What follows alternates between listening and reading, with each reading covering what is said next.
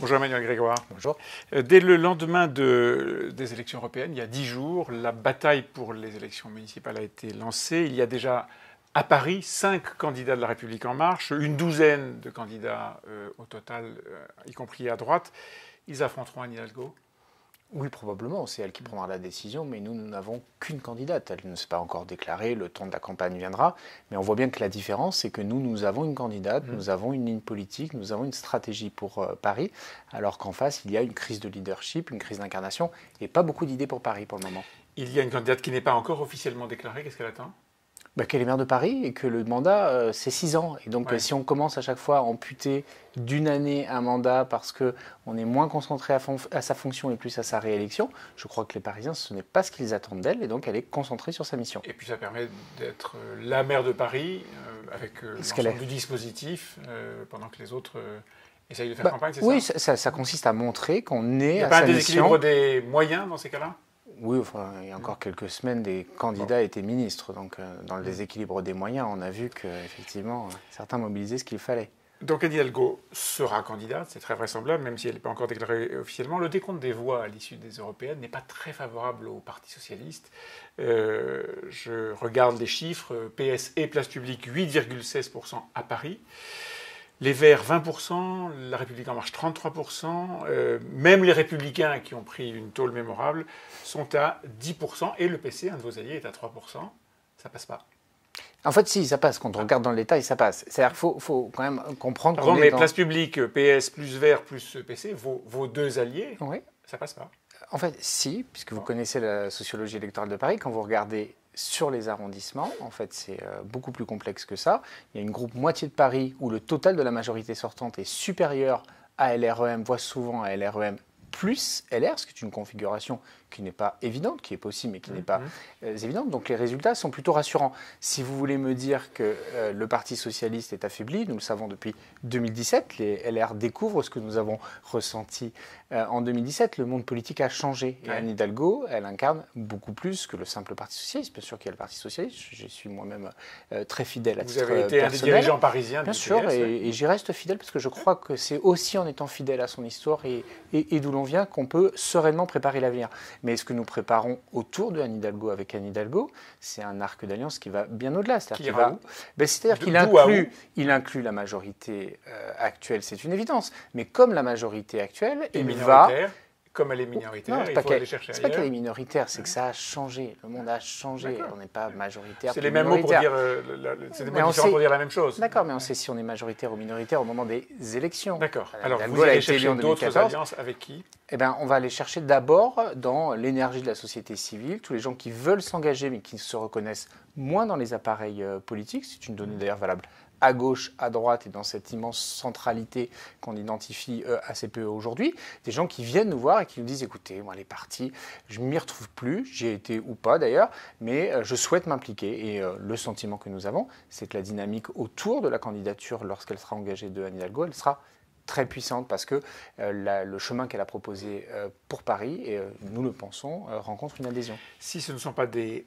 partis politiques, ce seront des personnalités, parce que quelqu'un, monsieur lambda parisien ou parisienne ici aujourd'hui, n'entraînera pas des votes. Quelles sont les personnalités qui vont vous rejoindre ? Alors d'abord, ce sera une équipe, c'est-à-dire que c'est Anne Hidalgo et une équipe dans laquelle il y aura des individualités qui sont connues des Parisiens, il y a des élus sortants, etc. On verra qui souhaite se représenter. Mais c'est vrai qu'il y aura aussi des visages nouveaux qui vont venir incarner cette ouverture notamment sur la question écologique qui est centrale. Je pourrais citer Audrey Pulvar, je pourrais citer Claire Nouvian, Gad Veil, je pourrais citer plein de gens qui veulent s'engager derrière Anne Hidalgo et qui vont incarner cette ouverture vers le monde associatif, vers le monde académique, le monde universitaire, le monde entrepreneurial, avec M. Riel, le président de Voyageurs du Monde, qui s'est engagé derrière Anne Hidalgo, alors qu'il avait soutenu Emmanuel Macron. Anne Hidalgo, elle a sa capacité de rassembler des gens qui viennent d'une gauche radicale jusqu'à des gens qui ont soutenu Emmanuel Macron. C'est l'arc d'alliance que nous voulons construire à Paris. Vous avez dans la majorité municipale actuelle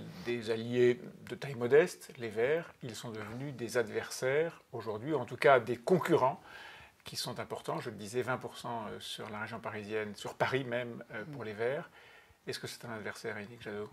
Non, ce n'est pas un adversaire, ce sont des concurrents. D'ailleurs, ce n'est pas nouveau. Depuis 2001, ils sont concurrents au premier tour. Ils étaient candidats en 2001, en 2008, ils sont alliés en 2014. Ils sont dans l'équipe municipale. Ils sont candidats au premier tour, mais nous avons une stratégie d'alliance au deuxième tour et nous pensons que c'est une stratégie long terme.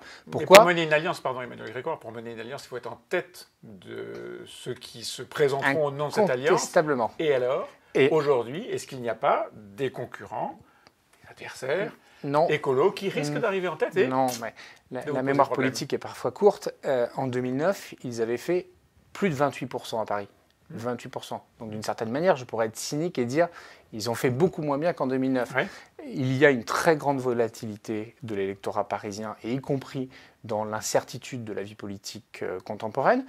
Mais ce qu'on sait, ça montre deux choses. C'est un, il y a un attachement très fort à la question écologique qui est devenu, pour l'électorat de gauche en particulier, mais pas que, une question tout à fait centrale. Mais ce que nous savons, ce que nous pressentons, c'est qu'Anne Hidalgo, sur ce marqueur écologique, elle a une crédibilité qui est extrêmement puissante. Et il sera difficile au Vert, au moment d'élections municipales, de faire entendre une voix singulière sur cette question-là.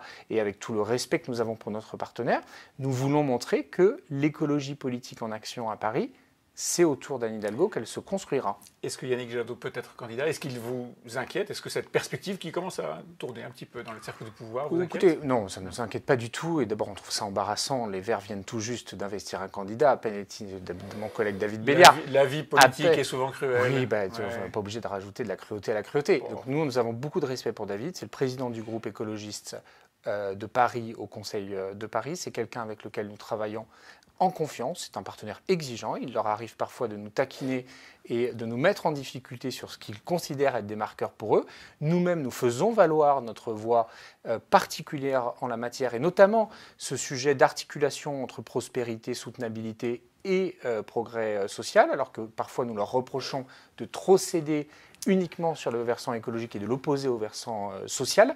Mais nous continuerons à travailler et les Verts décideront en temps utile ce qu'ils veulent faire. Des Verts au JO, il n'y a qu'un pas. Anne Hidalgo, semble-t-il, Anne Hidalgo elle-même a indiqué à Total qu'elle ne voulait pas de son sponsoring pour les JO de 2024 à Paris.